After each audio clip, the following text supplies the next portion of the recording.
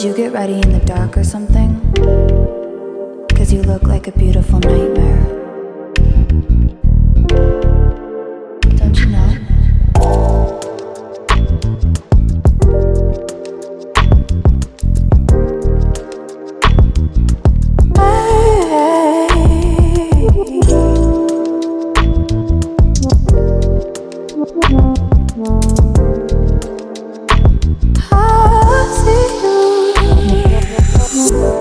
Don't judge me.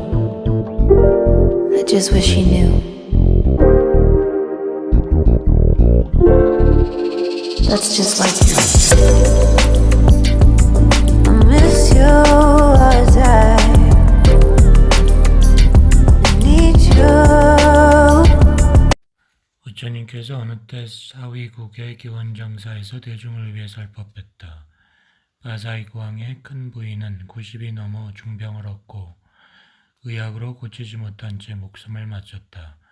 왕은 슬픔 속에 신하들과 더불어 장례를 마치고 부처님이 계신 곳을 지나다 그 발에 예배하였다. 대왕은 어디서 오시기에 옷이 더럽고 얼굴이 이상하오. 큰 부인 나이 90에 중병을 만나 죽었습니다. 그래서 지금 장사 지내고 돌아오는 길에 부처님을 뵙게 된 것입니다. 인생에게 크게 두려운 것이 4가지가 있어. 나면 늙고 병들면 몸에 광택이 없어지고 죽으면 영원히 떠나 친척들과 이별하는 것. 이 4가지요. 사람의 목숨은 계약할 수 없고 만물은 덧없어 보존하기 어려운 것이요. 하루하루 지나가는 것처럼 사람의 목숨도 그거와 같소. 강물이 밤낮으로 쉬지 않고 흐르는 것처럼 사람의 목숨도 빠르기가 그와 같은 것이요. 부처님은 개성으로 말씀하셨다. 대왕과 신하들은 부처님의 설법을 듣고 기뻐하면서 근심과 걱정을 잊었고 거기 모인 여러 대중들은 다 도의 자취를 터득하였다. 여하사류, 강물이 흘러 왕이 불반 다시 돌아올 수 없듯이 인명여시, 사람의 목숨도 그와 같다. 서자불환, 간 사람은 다시 오지 않는다. 생자일야, 한 번 태어나면 밤이나 낮이나 명자공삭, 목숨을 스스로 깎으며 사는 것. 수지소진, 나날이 차츰차츰 줄어가나니 여형정수, 홍달샘에 저물이 졸아들듯이. 옛날에 바라문 4사람이 있었는데 모두 신통을 얻어 마음대로 하는 이들이었다. 어느 날 그들은 말했다. 사람들은 맛있는 음식을 석촌에게 공양하고 하늘에 나기도 하고 법문을 듣고 애탈한다고도 하지만 우리는 하늘복을 구할 뿐 애탈을 원하지 않으니 법문을 들을 필요는 없다 하고 그들은 맛있는 얼음사탕을 장만하여 부처님께 올렸다. 부처님은 그것을 받으시고 다음 개성을 읊으셨다. 현상계의 모든 것, 덧없는 것들, 소행비상. 그는 이 개성을 듣고는 손으로 귀를 막았다. 둘째 바라문이 이어 부처님께 얼음사탕을 올렸다. 부처님은 다시 개성을 읊었다. 한번 일어나면 반드시 쇠하는 법인 것을. 그도 곧 손으로 귀를 막았고 3번째 바라문이 나아가 얼음과자를 올렸다. 부처님은 또 개성을 읊으셨다.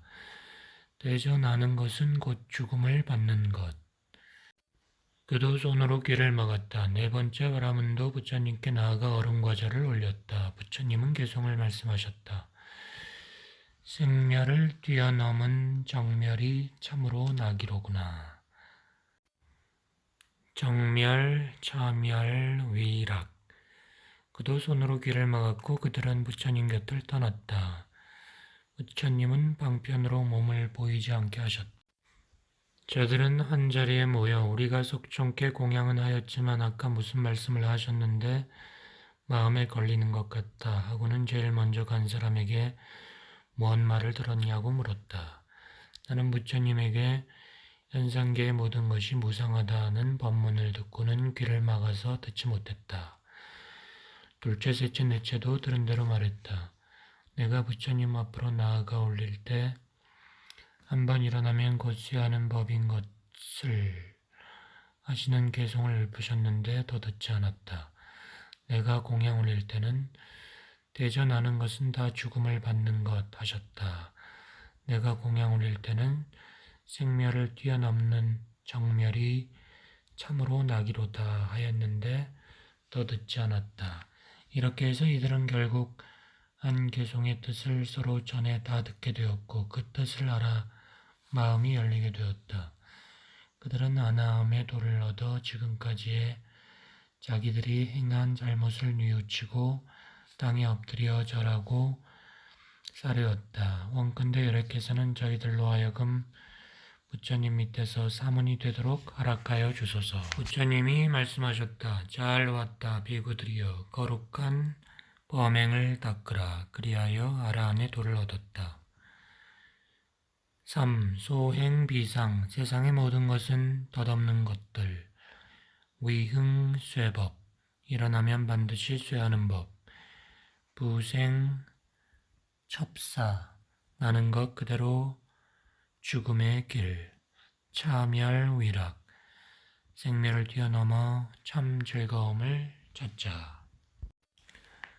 상자 깨진 있는 것 모두 다 없어지는 것 고자 필타 높은 것 반드시 떨어지는 것 앞외 유리 모이면 반드시 흩어지는 것 생자 유사 태어난 것 반드시 죽어지는 것.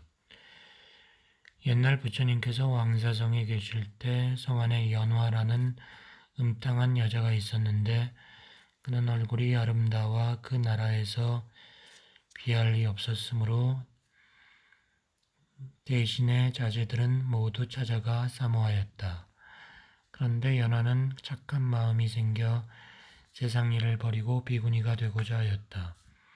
그래서 부처님 계신 곳을 찾아가던 중 샘물에서 물을 마시고 손을 씻다가 자기의 얼굴을 물속에 비친 생기 넘치는 얼굴빛과 검푸른 머리털, 방정하여 견줄 데 없이 뛰어난 몸매 등 자기의 모습을 보게 되었다. 마음으로 생각하였다. 이처럼 아름다운 모습을 가지고 세상에 태어났거니 이것을 버리고 어찌 사문이 되랴. 먼저 청춘 향락부터 누리리라. 그리고 발길을 돌렸다.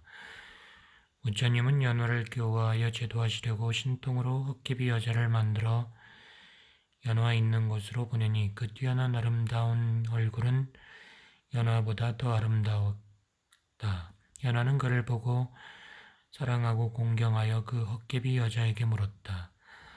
어디서 오십니까? 남편, 아이들, 아버지, 형 그리고 부리는 사람들은 어디 있게 혼자 가십니까? 성 안에서 집으로 가는 길입니다.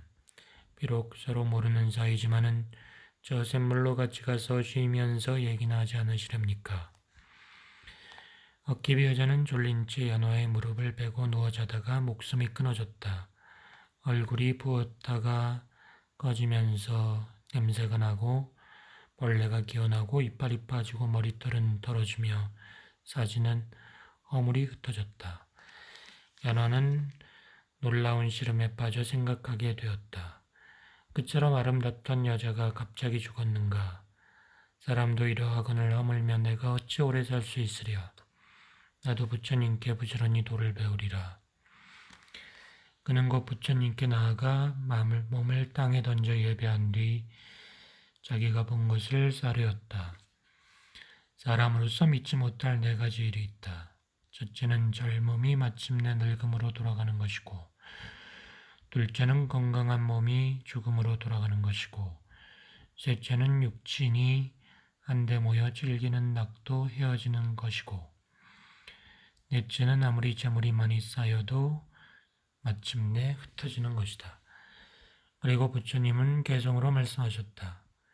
연화는 부처님의 설법을 듣고 몸이 상쾌하여 나를 것 같았고 마음이 열려 몸은 헛개비 같고 목숨은 오래 머무르지 못하는 것이라고 관찰하여 오직 도덕이 있고 열반을 성취하는 것만이 영원히 편안한 진리임을 관찰하였다. 그리고 비구니가 되어 관찰하고 정진하여 아라한의 도를 얻었다. 노즉 색쇠, 늙으면 곱던 몸 쇠해지고 소병, 짜괴, 병나면 스스로 죽어지고 형패부후, 이 몸은 무너져 썩고 흩어지나니 명종기연, 사람 목숨이 이같이 맞춰지는 것. 시신하용, 이 몸 무엇에 쓰랴. 항루 취처, 더러움 흐르는 고름주머니. 위병소곤, 언제나 병이 나면 시달리는 것. 유누사환, 늙고 죽는 큰 근심 떠나지 않네. 기욕, 자자, 있는 쾌락 모두 다 누려. 비법, 시증, 나쁜 짓만 길러가면서. 불견, 문변, 변해지는 것 보이지 않으나. 수명, 무상, 목숨은 필경 무상하도다. 부처님이 어느 때 왕사성 중림정사에서 설법하고 계셨다. 어느 범지 사형자가 있었다. 5가지 신통을 얻은 그들은 의논하였다. 우리는 이제 5가지 신통의 힘으로 하늘과 땅을 마음대로 다니고 해와 달을 어루만지며 산을 옮기고 강물을 멈추는 등 못할 일이 없는데 어찌 죽음인들 피할 수 없으랴. 한 사람이 말했다. 나는 큰 바다 한가운데 들어가 중간에 있으려 한다. 죽음에 살기라 한들 어찌 그곳을 알 수 있으랴. 또 한 사람이 말했다. 나는 수미산 속에 들어가 땅의 표면을 탄탄하게 봉하려 한다. 아무리 죽음에 살기라 한들 어떻게 알 수 있으랴. 또 한 사람이 말했다. 나는 허공에 올라가 숨어 있으리라. 또 한 사람이 말했다. 나는 시장 한복판에 숨어 있으면 죽음의 살기가 와서 여러 사람 가운데 나를 어찌 찾으랴.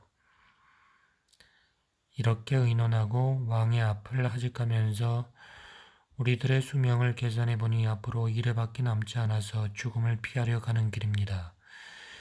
죽음을 벗어난 뒤에 돌아와 배우려 하오니 세상의 덕을 힘쓰소서. 그러나 1회의 기간이 차자 모두 목숨을 마치고 말았다. 그것은 과실이 익어 떨어지는 것과 같았다. 왕은 그 가운데 시장에서 숨은 범죄가 죽었음을 알고 장례를 치러주려고 부처님께 나아가 예배한 뒤 이렇게 사려했다.